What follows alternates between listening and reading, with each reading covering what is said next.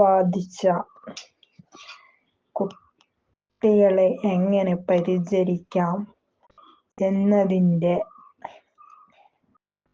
3-ാം പാർട്ടുമായിട്ടാണ് നിങ്ങളുടെ മുന്നിൽ ഇന്ന് ഞാൻ വന്നിരിക്കുന്നത്. അപ്പം അതിന് ഇവരെ നമ്മള് ഞാൻ കഴിഞ്ഞ ആഴ്ച പറഞ്ഞു തെറാപ്പിയിലൂടെ ഇംപ്രൂവ്മെന്റ് ആക്കി കൊണ്ടുവരാം. പിന്നെ നമുക്ക് സ്ഥാപനങ്ങളുണ്ട്. അപ്പം നിങ്ങൾക്ക് ജോലിക്ക് പോവാം, മറ്റുള്ള കാര്യങ്ങൾ ചെയ്യാം, ഒരു റിലാക്സ് നിങ്ങൾക്കും കിട്ടും. അല്ലാതെ അപ്പം നിങ്ങൾ വിചാരിക്കുന്നുണ്ടാവും ഇവരുടെ ലൈഫ് ക്ലോസ് ചെയ്ത് നിങ്ങളും എന്താ പറയാ ആ ഒരു ഇതിലേക്ക് പോയി കഴിഞ്ഞാല് ലൈഫ് ക്ലോസ് അല്ലെങ്കിൽ മരണം തിരഞ്ഞെടുക്കുക, അങ്ങനെ വരുന്ന ആ ഒരു സിറ്റുവേഷൻ ആൾക്കാർക്ക് ഇടങ്ങേറ് കുറയുമല്ലോ എന്നുള്ള ആ ഒരു ചിന്താഗതിയിലേക്ക് നിങ്ങളെ ചിന്താഗതിയാണ് ആ ഒരു ചിന്താഗതിയാണ് മാറ്റിക്കൊണ്ടുവരേണ്ടത്. അപ്പൊ നിങ്ങൾക്ക് ആ ഒരു ചിന്താഗതി വരാതിരിക്കാനാണ് ഇപ്പം മലപ്പുറം ഉള്ളവരാണെങ്കിൽ ഇങ്ങനെ സ്കൂളുണ്ട്, ഓരോ സ്ഥലത്തും ഇതിൻ്റെതായ സ്കൂളുകളും കാര്യങ്ങളൊക്കെ ഉണ്ട്. അപ്പൊ നിങ്ങൾക്ക് എവിടെയെങ്കിലും പോകണമെങ്കിൽ രാവിലെ കൊണ്ടുപോയി വൈകുന്നേരം തിരിച്ച് നിങ്ങൾക്ക് പിന്നെ വീട്ടില് നിങ്ങൾക്ക് പുറത്ത് പോവുക, നിങ്ങൾക്ക് എല്ലാ കാര്യങ്ങളും ചെയ്യുക. ഈ സ്ഥാപനത്തിലെ എല്ലാ സംവിധാനങ്ങളും സൗകര്യങ്ങളും ഈ സ്ഥാപനത്തിലുണ്ട്. അങ്ങനെ 2 സ്ഥാപനമാണ് ഉള്ളത്. അപ്പൊ കാരണം ഇപ്പോഴത്തെ സമൂഹത്തില് ഇങ്ങനെയുള്ള ഡിസബിളുള്ള കുട്ടികൾ, ഈ ഹിപ്നോട്ടിസം ബാധിച്ച കുട്ടികൾ ഒരുപാടുണ്ട്. അപ്പം നിങ്ങൾക്ക് ഒരു അവസാന മാർഗം എന്നുള്ള രീതിയിൽ ഇതിനെ തിരഞ്ഞെടുക്കാൻ പാടില്ല. കാരണം മരണപ്പെട്ട് കഴിഞ്ഞാൽ എല്ലാം ഒരു കുടുംബത്തിന്റെ എല്ലാം പോവാണ്. അപ്പം ഒരിക്കലും അത് ഏറ്റവും വലിയ തെറ്റാണ്. നിങ്ങള് ജന്മം നൽകിയ കുട്ടികളാണ്. അപ്പൊ എന്തുകൊണ്ട് ഈ ഒരു ചിന്താഗതി നിങ്ങൾക്ക് മാറ്റിയെടുത്തൂടാ? ഇനി മുതൽ മാറ്റി എടുക്കാൻ നിങ്ങൾ ശ്രമിക്കുക. അപ്പോഴാണ് ഞാൻ പറഞ്ഞു തരുന്നത് നിങ്ങൾക്ക് മനസ്സിലാവുള്ളൂ. മനസ്സിലായോ? നിങ്ങൾക്ക് മനസ്സിലാവുള്ളൂ. കാരണം ലൈഫില് നമുക്കൊക്കെ ഒരുപാട് പ്രശ്നങ്ങള്, ഇങ്ങനെയുള്ള മക്കളുള്ളത് കൊണ്ട് ഒരുപാട് പ്രശ്നങ്ങൾ ഉണ്ടാവും. പക്ഷെ ഇവരുടെ മുഖത്തേക്ക്, ആ ചിരിച്ചുകൊണ്ട് നിൽക്കുന്ന ഇവരുടെ മുഖത്തേക്ക് നമ്മൾ നോക്കുമ്പോണ്ടല്ലോ, ഒരു സന്തോഷം അവരുടെ മുഖത്തുണ്ടാവും. കാരണം അവര് ആ ചിരിച്ചുകൊണ്ട് നിങ്ങൾ കാണുന്ന സമയത്ത് നിങ്ങൾ അവരുടെ അമ്മയാണ് എന്ന് തിരിച്ചറിഞ്ഞ, അല്ലെ ഉമ്മയാണ് എന്ന് തിരിച്ചറിഞ്ഞുകൊണ്ടാണ് ആ കുട്ടി ചിരിക്കുന്നത്. നിങ്ങളെ കാണുന്ന സമയത്ത് ഒരു ചെറിയ കുട്ടിയുടെ പോലെ ആയിരിക്കും. അപ്പൊ ആ ചിരി വീണ്ടും നിങ്ങൾ കാണാൻ പറ്റില്ല. പിന്നെ നിങ്ങൾ ഒരിക്കലും അങ്ങനെ ചെയ്യരുത്. ഒരുപാട് ന്യൂസുകളും സംഭവങ്ങളൊക്കെ നമ്മൾ ഇനി അങ്ങനെയുള്ള ഒരു ന്യൂസ് അടുത്ത ഭിന്നശേഷി വികലാംഗ ദിനത്തിന്റെ അന്ന് അങ്ങനെ ഒരു ന്യൂസ് ഇനി വരാൻ പാടില്ല. കാരണം വന്നു, ഇനി വരാൻ പാടില്ല. കാരണം അത് ഏറ്റവും വലിയ ഒരു അബദ്ധമാണ് ചെയ്യുന്നത്. ഇങ്ങനെയുള്ള കുട്ടികളെ ഒന്നും ചെയ്യരുത്. ഇവരെ പഠിപ്പിക്കാനും ട്രെയിനിങ് നൽകാനും ഓരോ കാര്യങ്ങളിൽ ശ്രദ്ധയിലൂടെ കൊണ്ടുപോവാനും ഇതിൻ്റെതായ മാർഗമുണ്ട്. ഇതിന് അവസാനിപ്പിക്കലല്ല ഇതിന്റെ മാർഗം. അപ്പം നിങ്ങൾക്ക് സമാധാനം കിട്ടില്ല.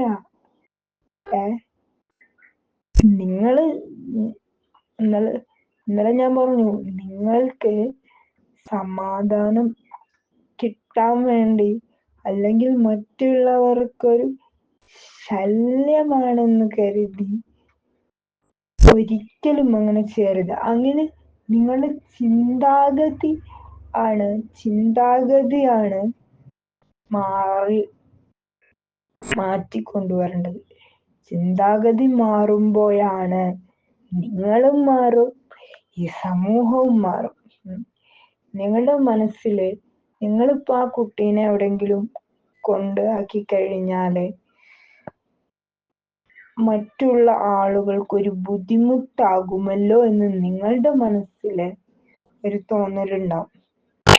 അത് കാരണം ലൈഫില് ഒരുപാട് ഇങ്ങനെയുള്ള മക്കളുണ്ട്. കാരണം പടച്ചോൻ നമുക്ക് തന്ന ഒരു അനുഗ്രഹമാണ് നമ്മളെ മക്കള്.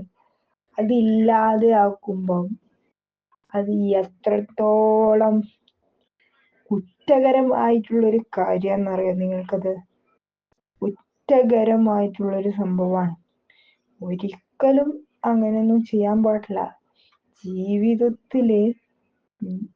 കാരണം അവരെ ഇംപ്രൂവ്മെന്റ് ആക്കി കൊണ്ടുവരാൻ സാധിക്കും. സ്പീച്ച് തെറാപ്പി, മറ്റുള്ള സ്ഥാപനങ്ങള്, സ്കൂള്. ഇപ്പൊ ഞാൻ പറഞ്ഞു, ഇനി നിങ്ങൾക്ക് എന്തെങ്കിലും ഉണ്ടെന്നുണ്ടെങ്കിൽ പിന്നെ ഞാൻ ബാക്കി കാര്യങ്ങൾ ചോദിക്കാം. അതിന്റെ ബാക്കി ഭാഗം ഞാൻ 4ാം പാർട്ടുമായിട്ട് ഞാൻ വരും. ആ സമയത്ത് ഞാൻ ഇതിന്റെ ബാക്കി ഭാഗം ഞാൻ പറഞ്ഞുതരും. കാരണം ഒരിക്കലും ഈ ഒരു ഇതിലേക്ക് നിങ്ങളെ ചിന്ത മാറി വരണം. ലൈഫില് ഈ ഒരു ചിന്താഗതി ഇനി വരാൻ പാടില്ല. വന്നതോ വന്നു, ഇനി വരരുത്. അപ്പം പല മേഖലകളിലും നമ്മളെ കൊണ്ട് കഴിയുന്നത് നമുക്ക് എന്ന് വെച്ചാല്, ഇപ്പം കുട്ടികളില്ലാത്ത എന്തോരാളുകളുണ്ട്. അപ്പം ഞാൻ പറഞ്ഞു, ഇതിന്റെ മുമ്പ് ഞാൻ പറഞ്ഞു,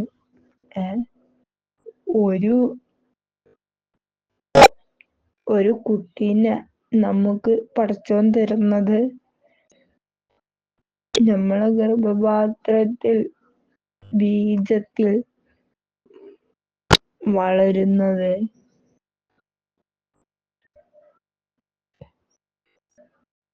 പിന്നെ നമുക്ക് അല്ലാഹു ഈ വ്യക്തിയെ നമ്മളിലേക്ക് തന്നിട്ട് ഈ വ്യക്തി അവിടെ സുരക്ഷിതമാണ്, നിങ്ങളടുത്ത് സുരക്ഷിതമാണ് എന്ന് അല്ലാഹ്ക്കറിയാം. അതുകൊണ്ടാണ് അല്ലാഹു ആ കുട്ടിയെ നിങ്ങൾക്ക് തരുന്നത്. അല്ലാതെ നിങ്ങളടുത്ത് സേഫാണ് ആ കുട്ടി, നിങ്ങൾക്ക് ആ കുട്ടിയെ നോക്കാൻ സാധിക്കും എന്നതാണ്. കാരണം ഒരിക്കൽ പോലും അങ്ങനെയൊന്നും നമ്മൾ ചിന്തിക്കാനേ പാടില്ല. കാരണം ഇവർക്ക് എന്തൊക്കെ നമുക്ക് ചെയ്തു കൊടുക്കാൻ പറ്റുമോ അങ്ങനെ നമ്മൾ ഇവരെ നോക്കണം. ഇനി ഈ ചിന്താഗതി ഒരാളുകൾക്കും വരരുത്. കാരണം ഈ ഒരു ചിന്താഗതി കാരണം ഈ സമൂഹത്തിൽ തന്നെ ഒരുപാട് ഇത് വന്നിട്ടുണ്ട്. കാരണം ഒരുപാട് നല്ലൊരു എന്താ പറയാ, അന്ന് 30 പേരാണ്, 30 മാതാപിതാക്കളും 30 കുട്ടികളുമാണ് ചലനമറ്റ ശരീരമായത്. എന്തിന്? ആ കുടുംബത്തിന്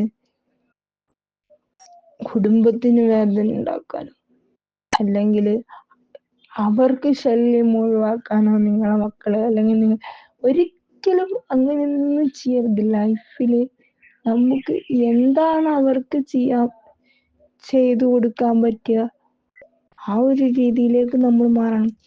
ഇനി ഞാൻ നാലാം പാർട്ടുമായിട്ട് ഞാന് നിങ്ങളുടെ മുന്നിൽ എത്തുമ്പോഴത്തേക്ക് നിങ്ങൾ ഈ ഒരു ചിന്താഗതി മാറി വരണം.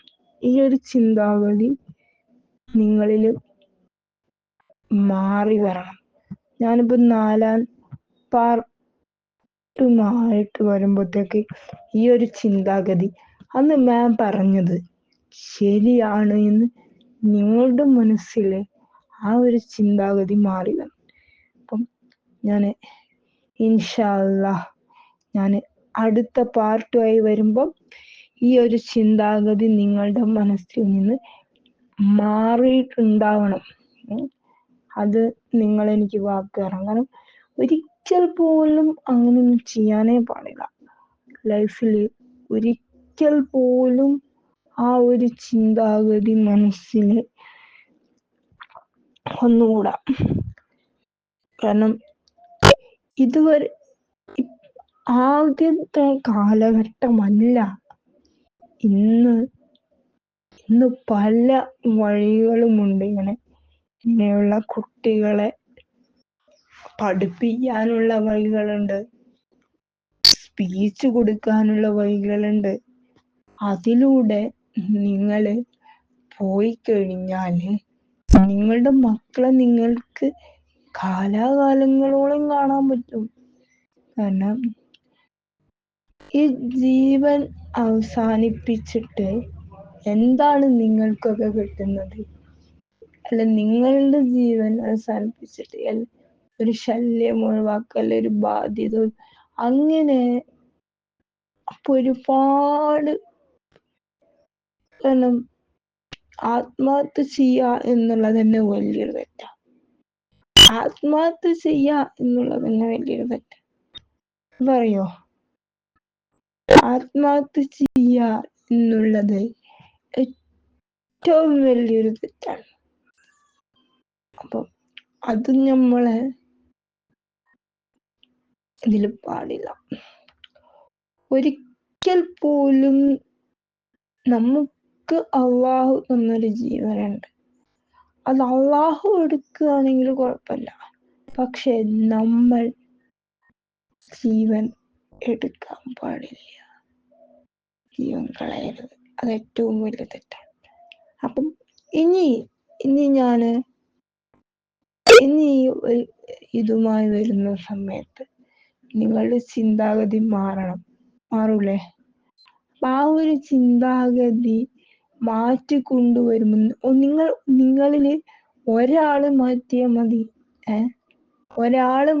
മതി. ഈ സമൂഹം മൊത്തം മാറും. ഇപ്പം 30 മാതാപിതാക്കളും 30 കുട്ടികളുമാണ് കഴിഞ്ഞ വികലാംഗ ദിനത്തിന്റെ അന്ന്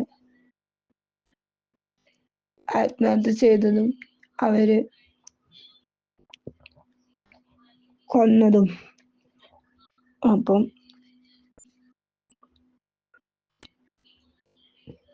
കാരണം അത് ഇനി വരാൻ പാടില്ല. ഈ വികലാംഗ ദിനത്തിന്റെ അന്ന് അങ്ങനെ ഒന്നും വരാൻ പാടില്ല. സന്തോഷമുള്ള വാർത്തകൾ കേൾക്കുമ്പോഴാണ് നമുക്കും സന്തോഷാവുക.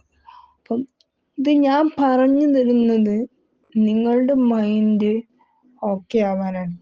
നിങ്ങളുടെ മൈൻഡ് ഓക്കെ ആയി എന്നുണ്ടെങ്കിൽ നിങ്ങളിതിൻ്റെ ഇത് പറയണം. ലൈഫിൽ ഒരുപാട് പ്രശ്നങ്ങൾ നമുക്കുണ്ടാവും. പക്ഷെ നമ്മള് ഇവരെ വച്ച് ഒന്നും ചെയ്യരുത്. കാരണം ആ പിഞ്ചു മക്കളാണ്, ഒന്നും അറിയില്ല. തീ കാണിച്ചാൽ ആ തീയിലേക്ക് ചാടരുത് എന്നറിയില്ല. നമ്മളിപ്പം എന്തെങ്കിലും ഒന്ന് കാണിച്ചു കൊടുത്താല് അവർക്കത് ചെയ്യരുത് എന്നുള്ളത് അവർക്കറിയില്ല. ഇപ്പൊ നമ്മള് എന്തെങ്കിലും ഒരു സാധനം എടുത്ത് നമുക്ക് ഉപകാരപ്പെടുന്ന എന്തെങ്കിലും സാധനം അത് എടുക്കരുത് എന്ന് അവർക്കറിയില്ല. അതിനൊക്കെ നമ്മളത് സ്ട്രെയിൻ ചെയ്ത് ആ കുട്ടീനെ ചെയ്തു കൊണ്ടുവന്നാൽ മാത്രമേ ആ കുട്ടീനെ ഇമ്പ്രൂവ്മെന്റ് കൊണ്ടുവരാൻ പറ്റുള്ളൂ. ആക്കി കൊണ്ടുവരാൻ പറ്റില്ല എന്നുള്ള ചിന്താഗതിയാണ് ഇന്ന് മാറ്റി കൊണ്ടുവരേണ്ടത്. നിങ്ങൾ മാറണം. അപ്പോൾ നിങ്ങളുടെ ചുറ്റുള്ളവരും മാറും. അപ്പം ഇപ്പം എല്ലാ സ്കൂളും സംവിധാനങ്ങളും ഒക്കെ ഉണ്ട്. പഴയ കാലഘട്ടം അല്ല. ഇപ്പം കോഴിക്കോട്, മലപ്പുറം, എടക്കര ആ ഭാഗമൊക്കെ ഉണ്ട് സ്കൂള്, ബാക്കി കാര്യങ്ങളൊക്കെ ഉണ്ട് അവിടെ. അപ്പൊ ഓരോ സംഭവങ്ങളിലും എന്താണ് നിങ്ങളുടെ മക്കൾക്ക് വേണ്ടത് എന്ന് മനസ്സിലാക്കിക്കൊണ്ട് അതിനെ പ്രോത്സാഹിപ്പിച്ച് അവരുടെ സ്വപ്നങ്ങളിലേക്ക് അവരെ കൊണ്ടുവന്നാൽ അവരുടെ ജീവിതം കളർഫുൾ ആക്കാൻ നമുക്ക് സാധിക്കും. അത് ജീവിതത്തിൽ നിങ്ങൾ ശ്രമിക്കണം. പക്ഷെ ഞാൻ മാത്രം ശ്രമിച്ചതുകൊണ്ട് കാര്യമില്ല, സാറ് ശ്രമിച്ചുകൊണ്ട് കാര്യമില്ല, ഇതിലുള്ള ബാക്കിയുള്ളവർ ശ്രമിച്ചിട്ട് കാര്യമല്ല, ഞങ്ങൾ ഒറ്റ ഒരാളും ശ്രമിച്ചിട്ട് കാര്യമില്ല. നിങ്ങൾ തന്നെയാണ് ഇതിന്റെ ആൻസർ കണ്ടെത്തേണ്ടത്. അതിന് ഞങ്ങൾ ഹെൽപ്പ് ചെയ്യും. നിങ്ങൾ ഓരോ ആൻസർ നമ്മളോട് ചോദിച്ചു കഴിഞ്ഞാൽ നമ്മളതിന് തരും. കാരണം ഒരിക്കൽ പോലും ഇനി അങ്ങനെയുള്ള ഒരു ദുരന്തം നമ്മൾ ഇനി കേൾക്കാൻ നമ്മളെ കാതുകള് അത് കേൾക്കാൻ പ്രാപ്തരാവരുത്. നമ്മളെ കണ്ണുകള് അത് കാണാൻ കണ്ണുകള് അതിന് സാക്ഷി പറയുന്ന ഒരവസ്ഥയിലേക്ക് മാറ്റി വരരുത്. സാക്ഷി പറയണ്ട. നമ്മൾ ഓരോ അവയവങ്ങൾക്കും ജീവനുണ്ട്. ഒരേ അവയവങ്ങൾ നഷ്ടപ്പെടുമ്പോഴാണ് അതിൻ്റെതായ വേദനകൾ മനസ്സിലാവും. ആ കുട്ടിയെ എങ്ങനെ ഇംപ്രൂവ്മെന്റ് ആക്കി കൊണ്ടുവരാൻ പറ്റും, എങ്ങനെ ഈ കുട്ടിയെ ജീവിതത്തിലേക്ക് തിരിച്ചു കൊണ്ടുവരാൻ പറ്റും എന്ന് നോക്കുന്നതിന് പകരം ആത്മഹത്യക്കും ഒക്കെ നിങ്ങൾ ശ്രമിച്ചു കഴിഞ്ഞാൽ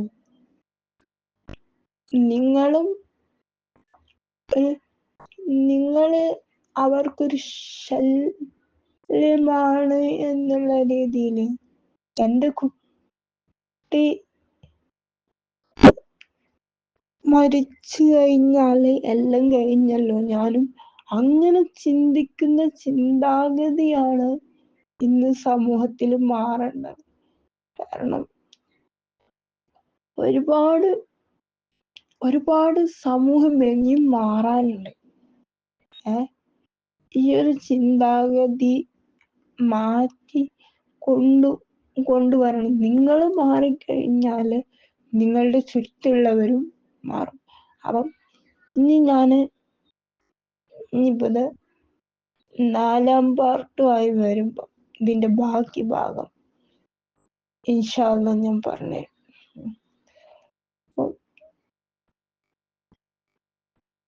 അപ്പോഴത്തേക്ക് നിങ്ങളുടെ മൈൻഡ് മാറി വരണം.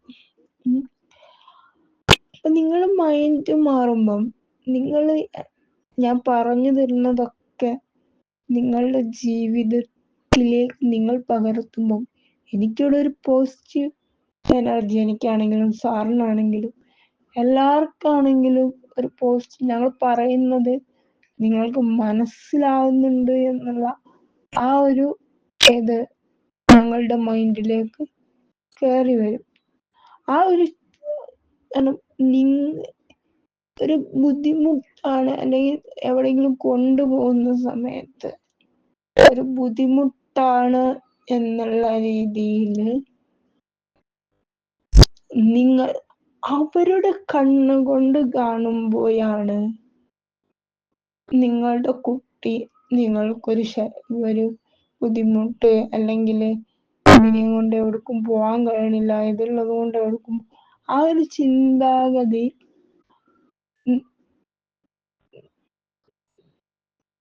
നിങ്ങൾക്ക് വരാൻ പാടില്ല. അപ്പൊ നിങ്ങളോട് ആളുകൾ പറയുന്ന സമയത്ത് നിങ്ങൾ ആകെ കൊടുക്കേണ്ട മറുപടി, അത് നിങ്ങളുടെ കണ്ണുകൊണ്ട് കാണുമ്പോഴാണ് എൻ്റെ കുട്ടി ഹിപ്നോട്ടിസം ബാധിച്ചൊരു കുട്ടിയാണെന്ന് നിങ്ങളുടെ കണ്ണില് കാണുമ്പോൾ എന്റെ കുട്ടി എനിക്ക് എന്താ പറയാ, ഒരു ഗുഡ് ബോയ് ആണ്, നല്ലൊരു മോനാണ്, എനിക്ക് നാളെ സ്വർഗത്തിലേക്കുള്ള ഒരു വാതിലാണ് എൻ്റെ മോൻ, അല്ലെങ്കിൽ എൻ്റെ മോൻ സ്വർഗത്തിലേക്കുള്ളൊരു കവാടമാണ്. അപ്പൊ അങ്ങനെ പറഞ്ഞു കൊടുക്കണം. എനിക്ക് ഈ മോനെ കൊണ്ട് ഒരു ബുദ്ധിമുട്ടില്ല. ബുദ്ധിമുട്ട് നിങ്ങളുടെ കണ്ണിൽ കാണുമ്പോൾ ആ ഒറ്റ ഒരു ആൻസർ അവിടെ കൊടുത്താൽ മതി. പിന്നെ ആളുകൾ തിരിച്ചൊന്നും പറയില്ല. അത് പറയാൻ നിങ്ങൾക്ക് സാധിക്കണം.